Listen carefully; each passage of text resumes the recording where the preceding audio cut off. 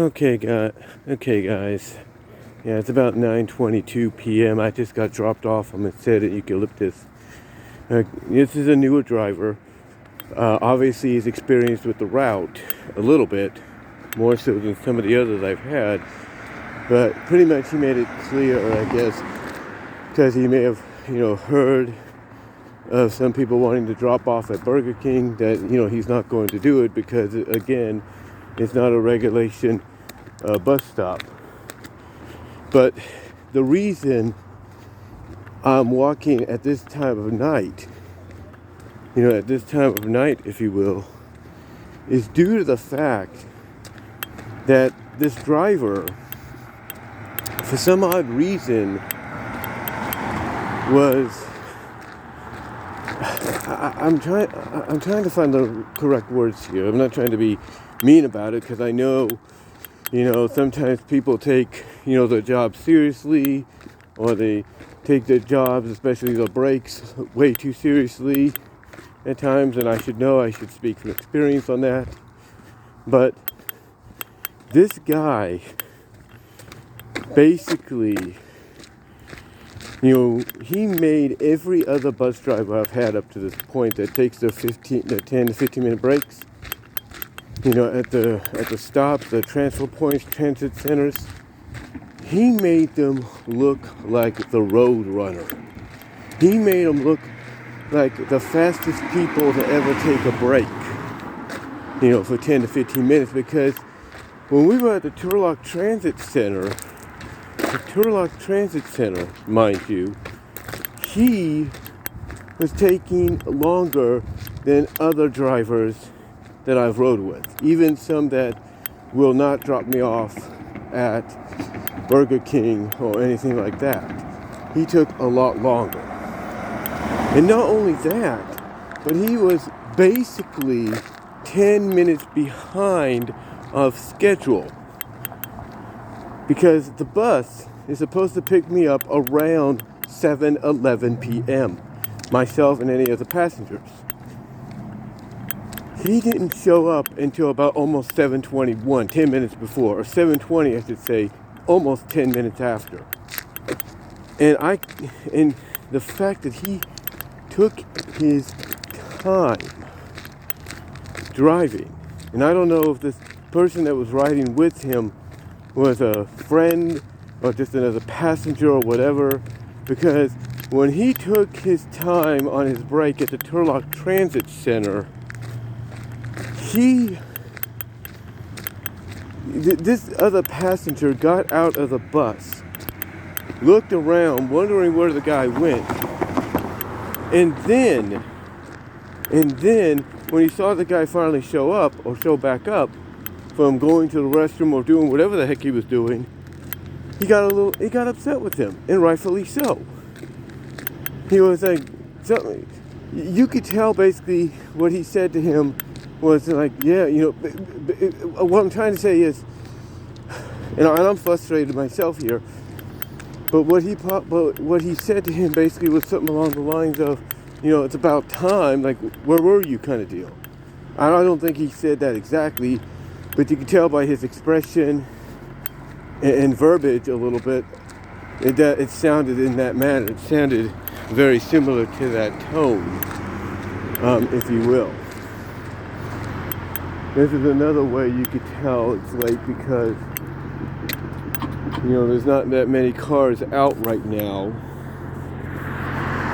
As we speak, there's not that many cars, and it takes a lot longer for the lights to change, if you will. As you can see, that's the crosswalk right there. But like I said, this guy took his sweet ass time on his break, and he did it similarly, if you will. He did similarly, if you will, at the Patterson stop, at the Patterson Park, the Veterans Park in the town square, where the fiesta is, the heart of the fiesta, the Apricot Fiesta, is held. He took his time there. So, as a result, we got delayed. Now, I would expect maybe delayed by 10, 15, 20 minutes because of the way this guy was taking his brakes. And, in the way at times he would drive. Almost like he was careful about what he was doing. Now, I can understand, like, hey, you're getting to know the route and everything. You're being trained on it. And this, and thus, this is now your first time doing it. But now you're doing it at night. Like, maybe this is his first time doing it at night. I can understand that. I get that. But here's the thing. If this is his first time at night, then maybe he should have had somebody escort him.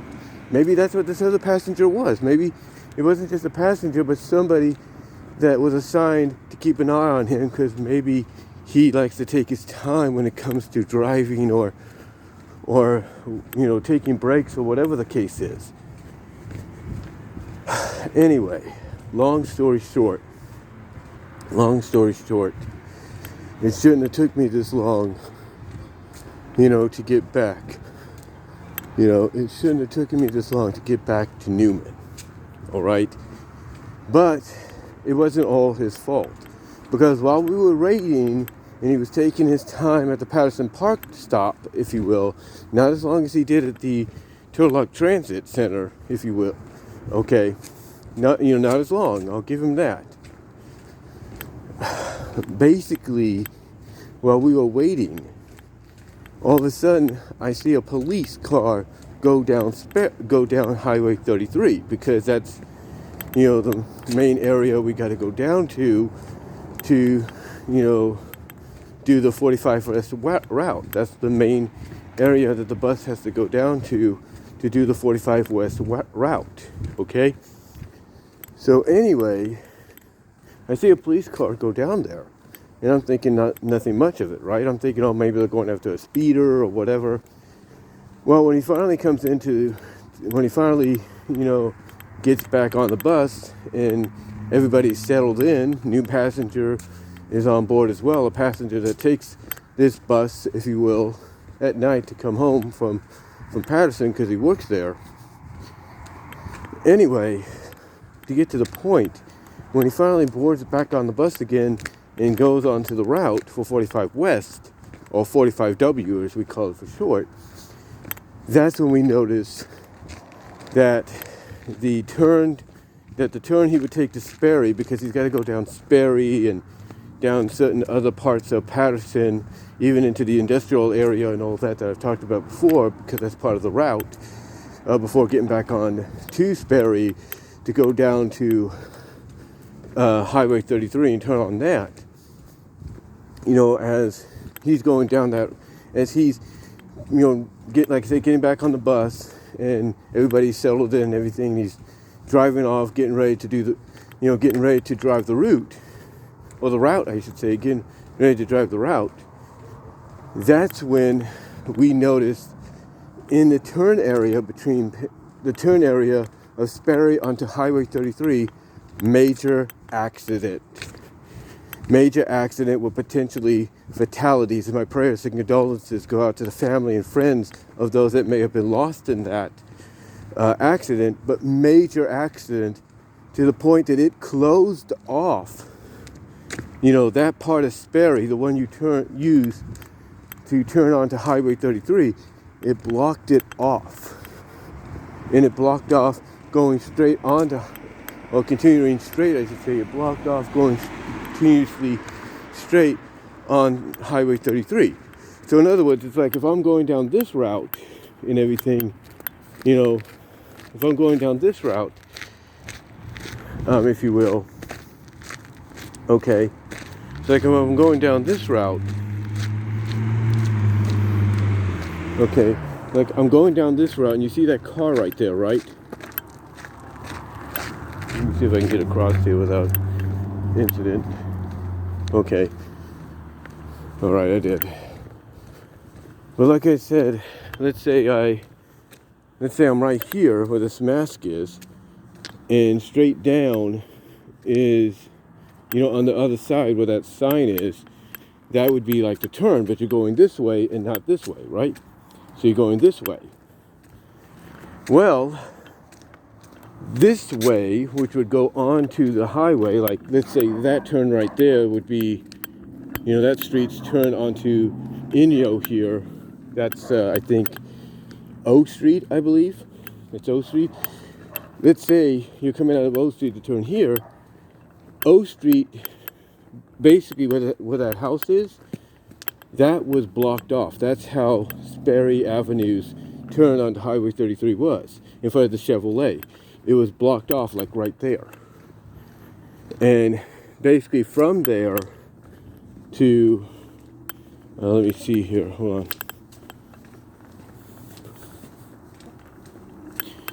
Basically, like I said, from here, like say that's the Chevrolet, and that's Sperry going onto Highway 33.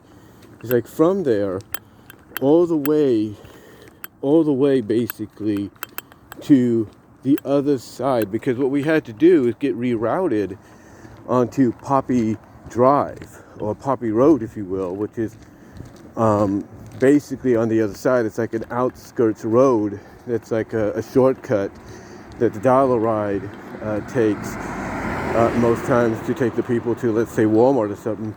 It was basically like blocked off from there to, let's say, let's say, for example, that is Poppy Road. It was basically blocked off to there. That's how bad it was. And thus, I ended up, along with the other passengers, being late.